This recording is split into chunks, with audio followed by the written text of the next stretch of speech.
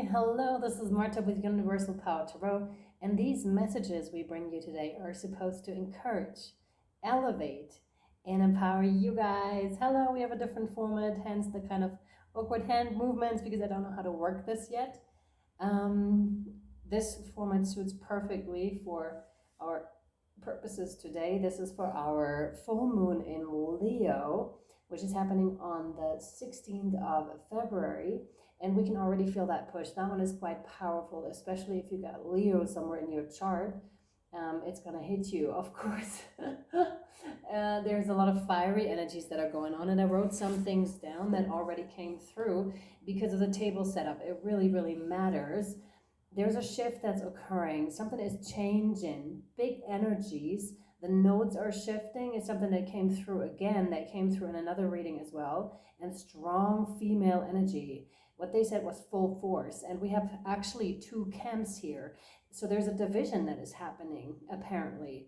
And the switch also, because I had the Lightworker Oracle right there and the Isis over here. And then as I laid them out, they started to cross. So now the Isis is over here and the Lightworker is here. But the packages they each came in are different. So we have a cross going on here.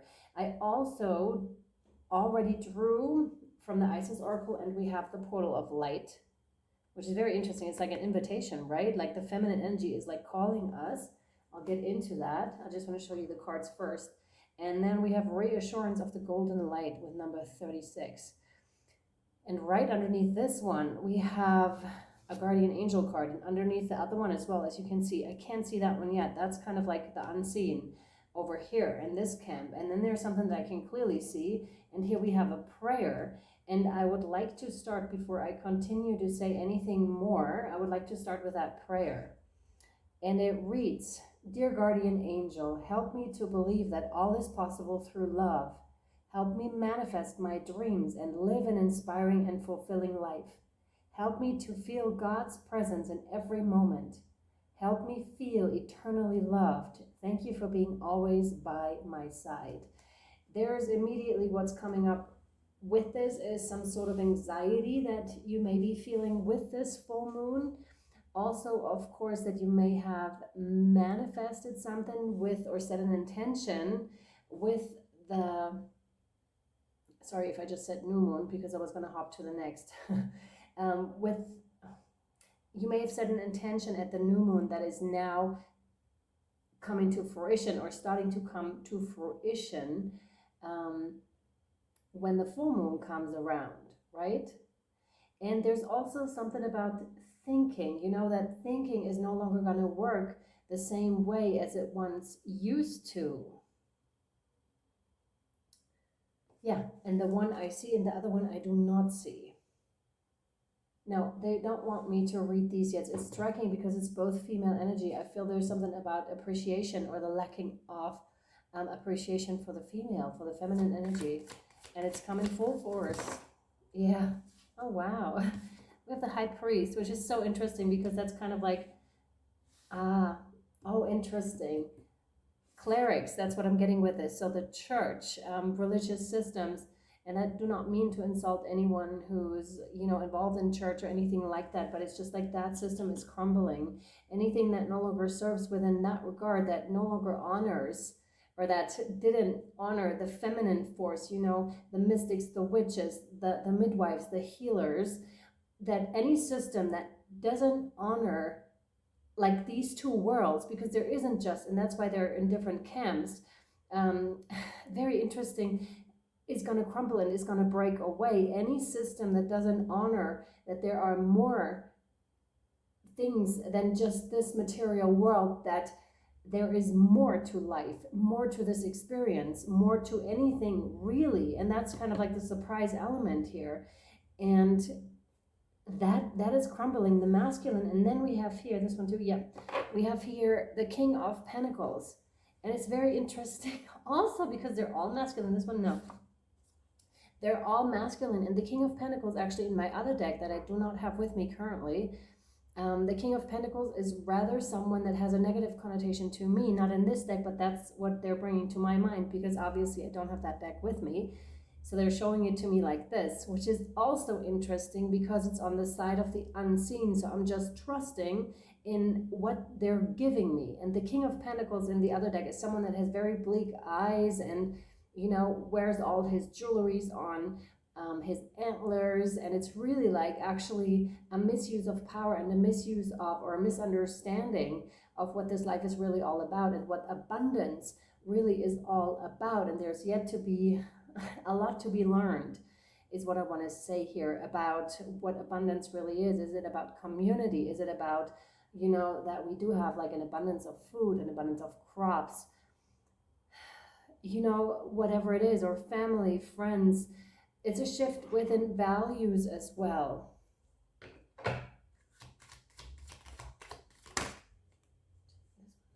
No, interesting. It wants to come out, as you could see. Yeah. Oh, wow. Ah, the Lovers, Gemini energy. And that is actually, that is coming back into balance, because I was going to put it in the same position as the King of Pentacles is, which is a little bit lower to the High Priest. Excuse me, please. But, and I wanted to put the Lovers in the same position, but they didn't want that. They wanted it to be in the same position as the High Priest. And we have two major arcanas here. The High Priest is Taurus energy, by the way.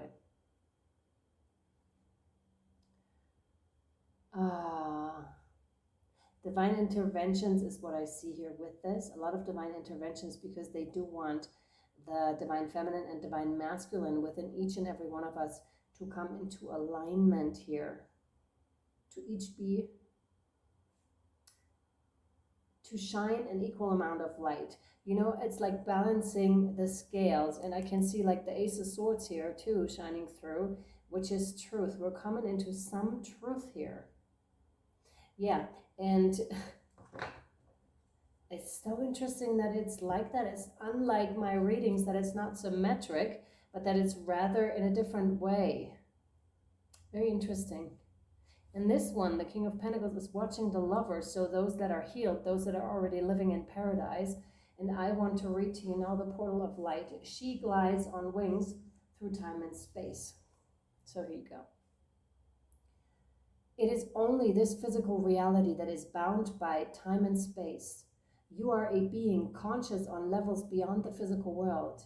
You are guided to work with your healing powers beyond the confines of time and space, and to allow your sense of self to expand. It is safe for you to do this now. You will not become ungrounded through such spiritual growth. You are not leaving your earthly awareness. You are instead adding to it. You are growing in power and awareness. You have had breakthrough insights where you realize that you are not who you were thought you were. You are in fact a much vaster being. Sometimes this was shocking and uncomfortable and difficult to accept. At other times it was gentle and made much sense to you. You are learning to integrate this awareness of your vast self into your life. The practical consequences of doing so are extraordinary.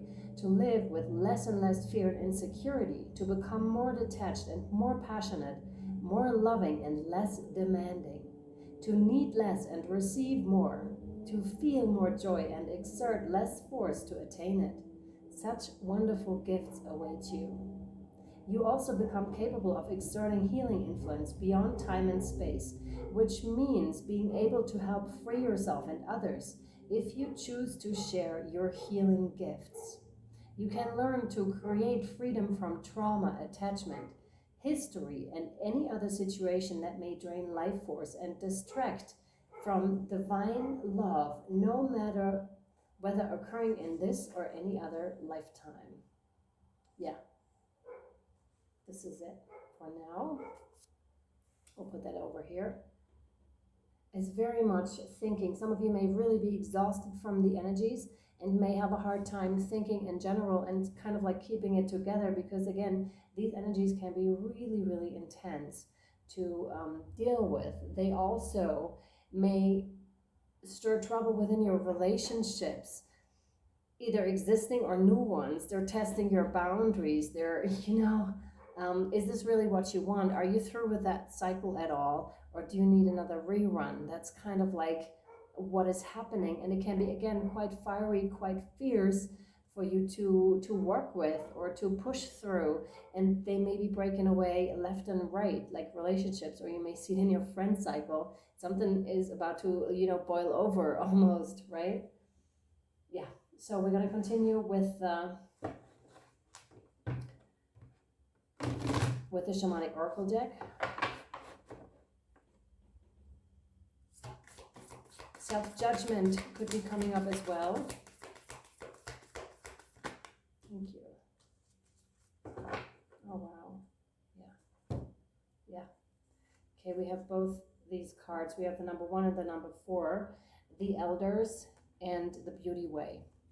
These are really quite gorgeous. So you may have been seeing dragonflies.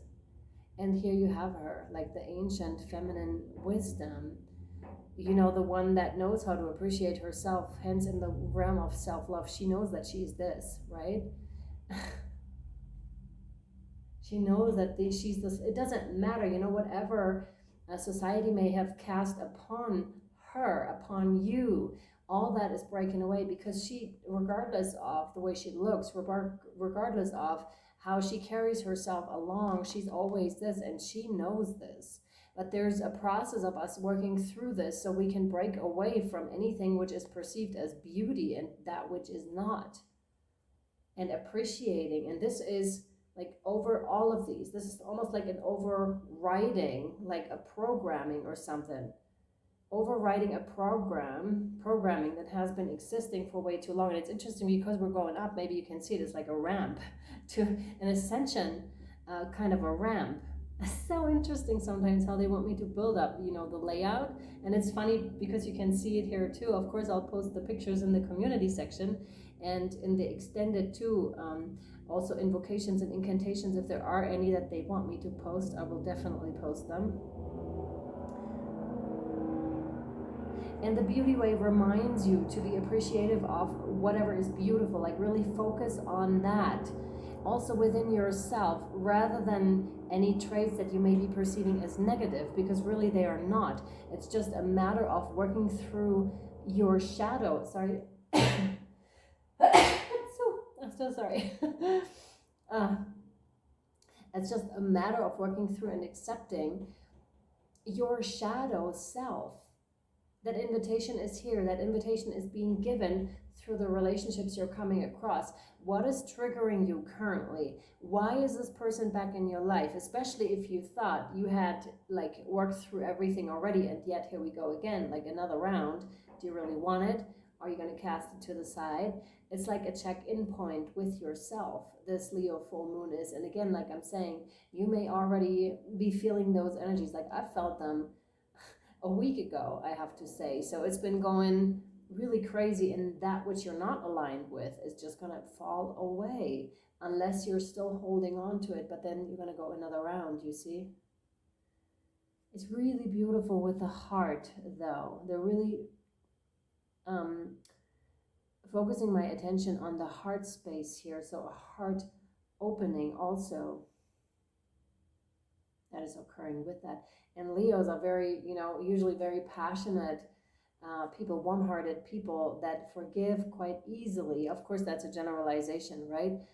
But yeah, and very, fiery also. But sometimes or often they also come here with a bit of a temper. So you may be feeling that flare up as well.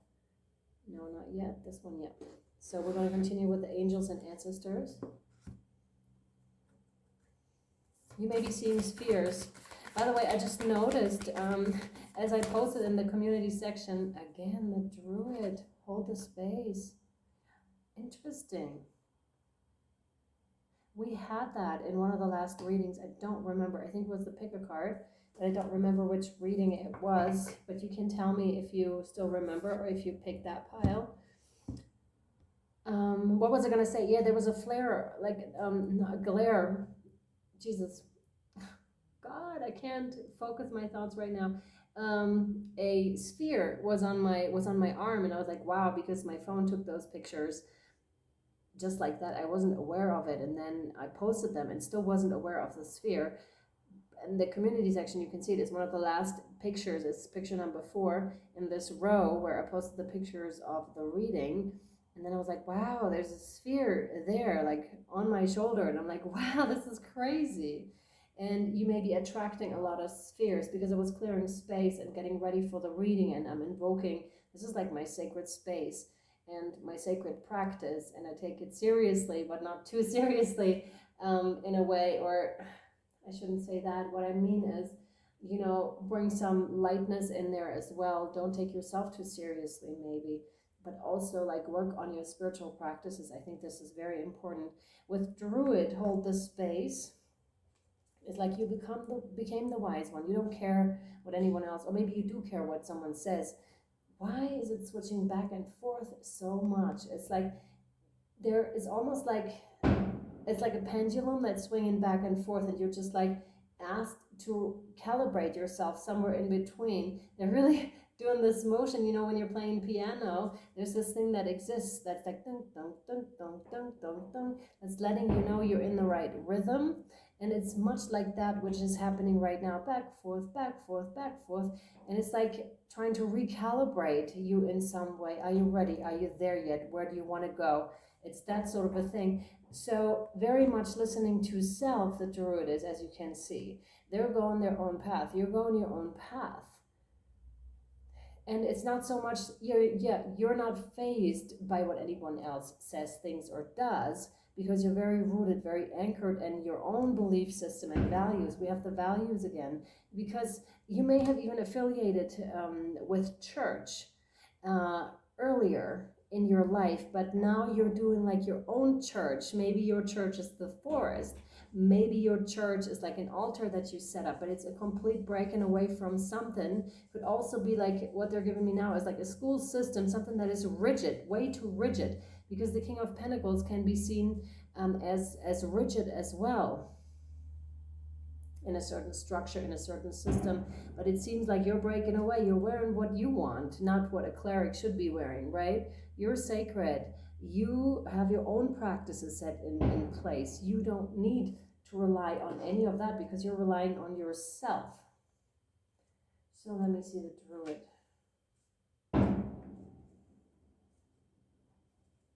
Here, hold the space. Hold things together. Don't make any sudden moves or changes. Stand strong and know you are where you are supposed to be.